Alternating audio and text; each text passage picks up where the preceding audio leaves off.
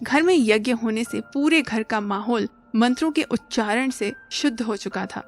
पंडित जी भी अभिषेक को छोटी के साथ बिठाकर एक साथ पूजा करवाने लगे और फिर सगाई का वक्त आ गया। छोटी और अभिषेक को पंडित जी ने सगाई की रस्म पूरी करने के लिए दोनों को खड़ा करवा दिया और एक दूसरे को अंगूठी पहनाने के लिए कहा। नीलिमा जी अपने पर्स में से रिंग निकालकर अभिषेक को देती हैं और सुषमा जी रमा को कहती हैं कि तू भी अंगूठी दे दे छोटी को। रमा: माँ, आप अलमीरा से निकालकर अंगूठी नहीं लाई क्या? सुषमा जी: बेटा, मुझे लगा तुम निकाल कर लाई होगी, इसलिए मैंने नहीं देखा। रमा: ठीक है माँ, मैं अभी जाकर लाती हूँ। रमा चली जाती है अलमीरा में अंगूठी निकालने। जैसे ही अलमीरा खोलती है, अलमीरा के सभी सामान निकलकर उसी के ऊपर गिर जाते हैं। रमा: ओफो, इसको भी अभी गिरना था। सगाई का वक्त भी हो गया है, ये अंगूठी अब कहाँ छिप गई, कैसे ढूंढूं? जल्दी जल्दी। सुषमा: रमा, आना जल्दी, वक्त हो रहा है सगाई का। राजीव, तुम जाकर देखो, क्यों लेट लगा रही है रमा? राजीव: ठीक है माँ, मैं जाता हूँ। राजीव रमा के पास आ जाता है और सभी सामान बिखरा हुआ देखकर बोलता है, रमा, ये सब कैसे हुआ? जल्दी करो ना, सगाई का वक्त हो रहा है।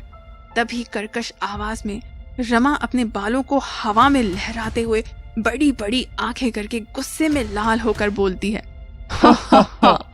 मैं रमा नहीं, मैं राज हूँ, मैं राज हूँ। मैंने कहा था ना रमा को कि छोटी की सगाई रोक दे, पर रमा, उसने मेरी बात नहीं मानी। मैं बार बार बोल चुका हूँ रमा को कि मेरे और छोटी के प्यार के बीच में ना आए, लेकिन रमा ने मेरी एक बात नहीं सुनी और आज तो उसने हद ही कर दी। रमा ने छोटी से भी अलग कर दिया मुझे। मैं तड़प रहा हूँ छोटी से मिलने को, मुझे बेचैनी सी हो रही है उसके पास जाने के लिए, पर जा नहीं सकता क्योंकि रमा ने उस पंडित जी का दिया हुआ ताबीज उसे पहना दिया है ताकि मैं छोटी के पास नहीं जा सकूं। छोटी सिर्फ मेरी है, वो किसी की भी नहीं हो सकती, कभी नहीं हो सकती। मैं उसे किसी और का कभी होने ही नहीं दूंगा। छोटी, तुम क्यों मुझे अकेले छोड़ गई हो? वापस आओ। राजीव: देखो राज, इस तरह से चिल्लाओ मत, चिल्लाने से कुछ नहीं होगा। राज: हाँ ठीक है, तुम नहीं चिल्लाता, पर अब तुम मेरी मदद करोगे, नहीं तो मैं रमा के पास भी तुमको नहीं आने दूंगा और तुम रमा को हमेशा के लिए खो दोगे। अब तुम्हारी बारी है कि तुम मेरी मदद करो। जैसे तुम रमा को बहुत प्यार करते हो, वैसे ही मैं भी छोटी से बहुत प्यार करता हूँ, बहुत ज्यादा।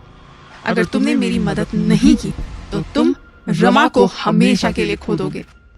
राजीव डरते डरते बोलता है, प्लीज आप रमा को कुछ ना करें, आप जैसा बोलोगे मैं वैसा करूंगा।